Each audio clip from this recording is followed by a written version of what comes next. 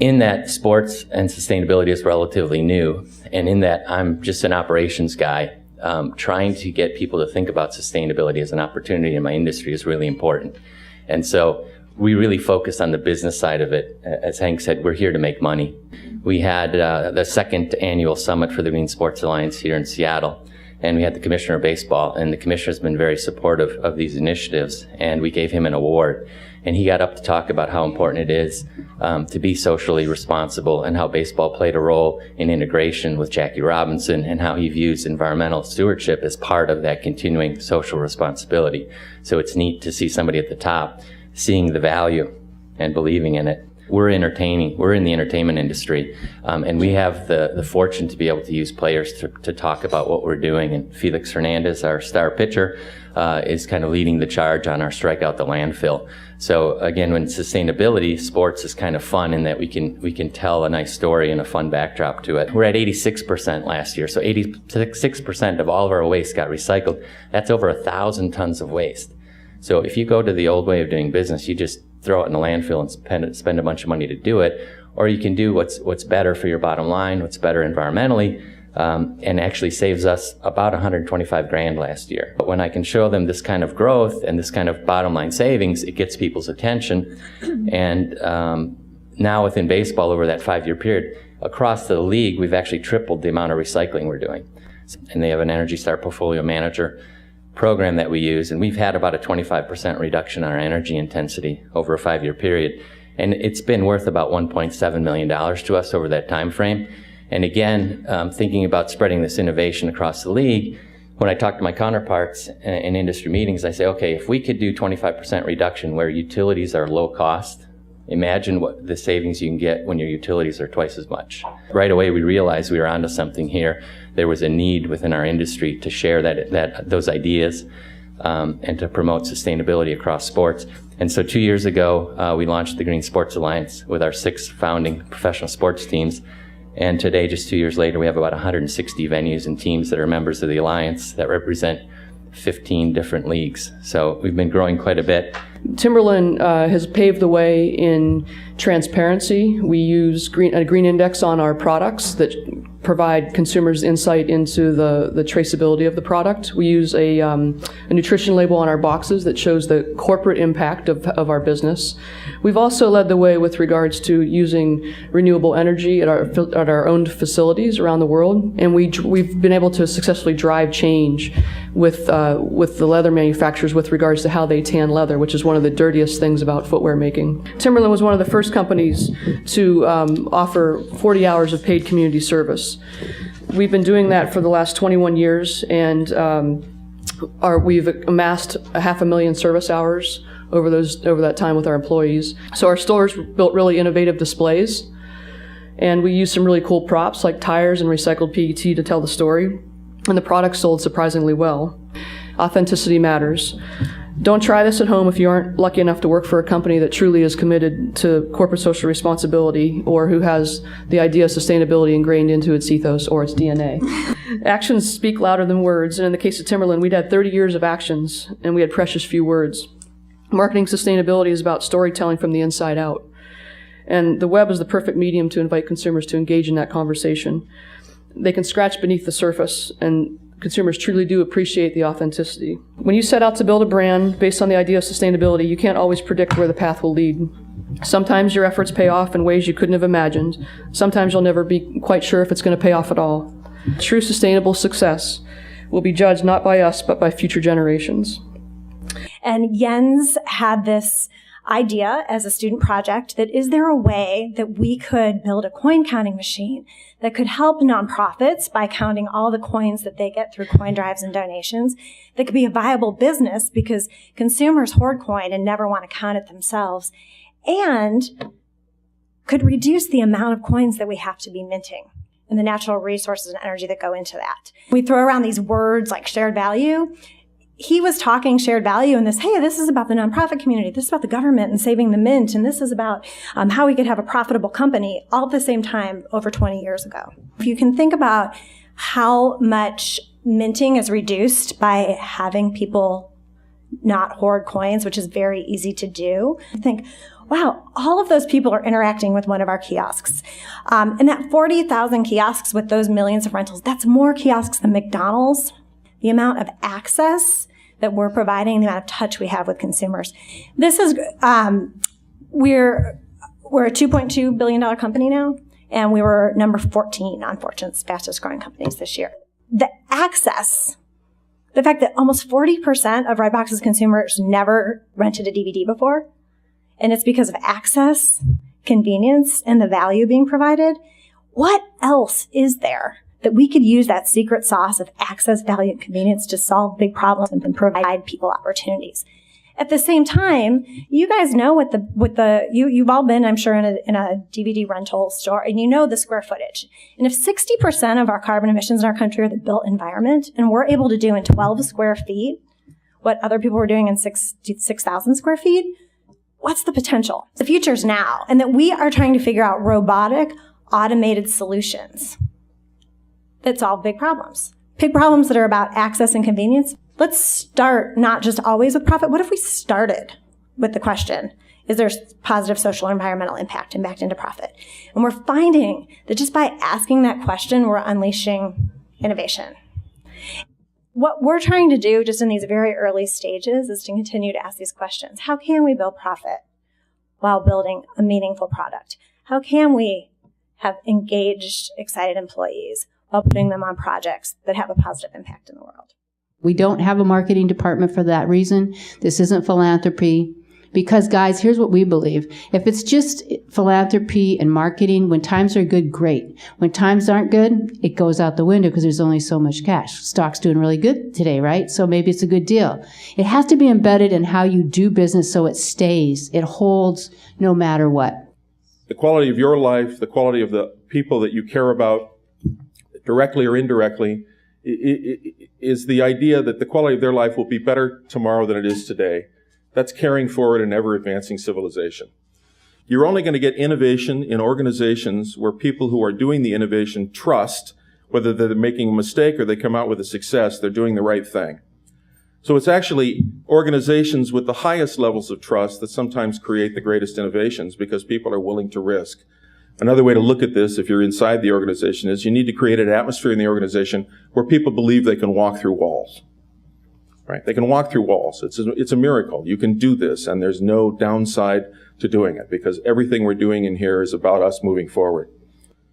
So maybe what we ought to think about in terms of this word innovation inside of organizations isn't the idea of innovation as in products and services, but about the idea of innovation in new business models. New business models that create these atmospheres of trust that allow people to tap into this human desire to carry forward a ever-advancing civilization, and of course also allow them to be very innovative on the inside, and that spills over or becomes what we do in terms of corporate sustainable responsibility. If you want to get somebody being innovative, give them a chance to get obsessed, because that's where you lie there in the middle of the night going, how is this going to work? And if you don't have time and room to be obsessed, it's hard to get deep enough into something to really find out what's wrong with it or what the chances are. We took the technology from tidal power, downsized it, and invented 2 new products. So we've got a company that makes a waterfall turbine for industrial water systems and then a canal turbine. And these are neat because they can be installed in half a day. You can make hydropower in a few hours. And in these sites, you don't need permits, because they're concrete ditches. So we can do hydropower in a day with no permits. And you live in Washington, you know that's not possible. If you specifically choose to pursue social responsibility as a strategy, you get invited to a global party full of all kinds of cool stuff that you didn't know existed. And behind what we're doing are people that have been trying to develop intelligent, socially responsible business tools for 30 years. If you get into CSR, even if you're not a true believer, what it means is you are now a part of a community around the world that's doing all kinds of stuff, and they're deep in the technology on it. Really, the interesting thing I see about innovation comes from networking more than anything else. Nobody ever invents anything sitting in their bed, not unless they've been thinking about it a long time. And so the more you can use CSR as a way to network with supportive organizations, the more stuff that you'll find out is interesting. And this is the new product. This is a new microturbine that fits on the end of a garden hose, and it makes 12 volts. So you can run 12-volt power tools off your faucet. And you can do smart plumbing, and you can plug a USB port into it, and you can charge your phone while you're taking a shower. Which is an odd thing to do, but, with apps, there's probably an app for that, If you're trying to be an innovative business, you don't have to drink the Kool-Aid, but you should certainly be aware of that there's 100 million people out there that already have, and they like to participate with you and share. And if you don't ask, you don't get, but if you do ask, you can get all kinds of cool stuff. And lean and green go extremely well together. Yeah, they rhyme, okay. But they go well together because at the heart of any type of environmental activity that's going to be successful is elimination of waste. You think about that. If you eliminate waste, not only can you pay for your environmental stewardship activities, in our case, we actually make over $1 million a year on our environmental stewardship activities. It's profitable. That's not why we started doing it. We started doing it because it was the right thing to do. But we also knew that if we eliminated enough waste, it could be profitable, and it certainly is for us today. As a matter of fact, in the case of a Subaru, typically 90 to 95% of our vehicles can either be reused or recycled. That whenever you put something into the land, into the air, into the water, you are creating a risk to your operations. A risk from a legal standpoint and a risk from a cost standpoint. So, I initially said we need to do some things to eliminate those risks. And that's what we set out to do. We set out to eliminate those risks to our operations. And one best way to do it was to look at all the different things from the standpoint of the environment that we can do and have a positive impact. Since May 4th, 2004, we have put nothing into a landfill. Now remember, our facility last year made over 260,000 vehicles. We have over 3,600 people that work there. We have almost 3 million square feet of facility, 832 acres, and we put nothing into a landfill. As a matter of fact, if you threw something away this morning after you ate breakfast, you put more into a landfill than we do as a plant. Anybody that's starting a journey toward being zero landfill needs to do exactly that. And you need to do it in order. Reduce, reuse, and recycle. Because reducing, eliminating that waste, that lean activity that I talked about a moment ago, is the primary way that you can pay for and be able to accomplish the reuse activities and particularly the recycling activities. Unfortunately, too many companies start out with recycling and then give up on it because it costs them money. And if you're a company, you've got to be profitable or you're not going to exist. The green dividend is any time you have an environmental stewardship activity that also results in a cost savings. And there's a lot of those that can be generated, those green dividends. We've reduced our CO2 per unit over 30%, our electricity usage over 25%, and our natural gas 43%. Pick that low-hanging fruit. But I'm going to point out that once you pick the low-hanging fruit, you better prune the tree, because if you don't, that low-hanging fruit's going to grow back on you. Every one of our managers has a goal in each shop. It's on their section targets, it's on our group targets, it's on our team boards. All of them have environmental targets that they must meet. Also, that you'll see that the Midwest is no longer the Rust Belt. I think you'll find it to be the Green Belt and the Innovation Belt. The only sustainable competitive advantage is the ability to learn faster than everyone else, which is a great quote. And I think Lincoln Electric knew that that's what they were doing and that's what they were able to do. Collaborate, work together, share ideas, look for the low-hanging fruit, but keep working even when the benefits seem to tail off. And how do you get to that transformation moment? Create an organization, create a culture, create processes and systems within your business that allow that creative process to happen. Be welcoming to experimentation, to challenging assumptions, be tolerant of failure, recognize the recognize that it's not perhaps a linear process of defining the problem and identifying the alternatives and selecting the one that gives you the best ROI. What we've essentially extended the metaphor and said these organizations are really inspiring whole industries, whole different organizations and business leaders to think outside the box of what's possible in their organizations. And when these companies grow, because they are really serving their environment, they are serving their employees, and they are serving the community as well as serving their shareholders, then they're making a better impact. When you are really serving your stakeholders, when you get into these disruptive, he called it the world is flat with bumps, when these disruptive opportunities happen, or call them recessions, the companies in the B Corp community are performing 5% better than the rest, is the data we're starting to gather. The one fundamental question that we all need to ask ourselves if we want to be responsible is how far are we willing to go to be part of the communities we serve? That's it. That is the question, if you want to be a responsible company, that you need to ask yourself. You will learn so much by doing that. It turns out that the idea of sustainability has been co-opted by a lot of operation managers back in, I would say around 2008, it became to be a major theme. But sustainability is actually asking a different question. It's asking the question about consumption. Efficiency talks about yield. Two different things. Right? I think we're both complicit. I think as consumers, we're complicit that we don't take responsibility for what we buy. And as producers, we create a kind of firewall between us and everybody else. The opportunity still with efficiency is to create sameness. I think the opportunity in the future is about uniqueness.